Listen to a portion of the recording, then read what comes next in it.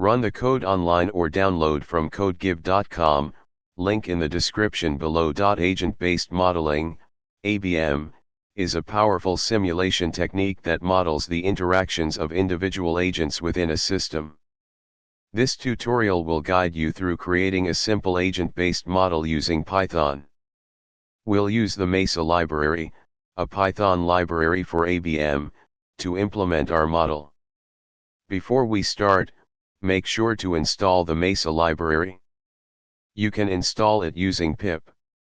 Let's create a simple agent class representing individuals in our model. For this example, we'll model agents moving randomly on a 2D grid. Now, let's create the model that will contain our agents and define the rules of the simulation.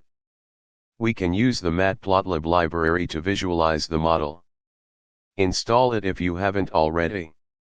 Now, let's visualize our model. Run the simulation by executing your script. Open a web browser and go to http://127.0.0.1:8521 to interact with the visualization. This simple example demonstrates the basics of agent-based modeling in Python using the Mesa library. Feel free to modify and expand upon this foundation to create more complex models with diverse agent behaviors and interactions. ChatGPT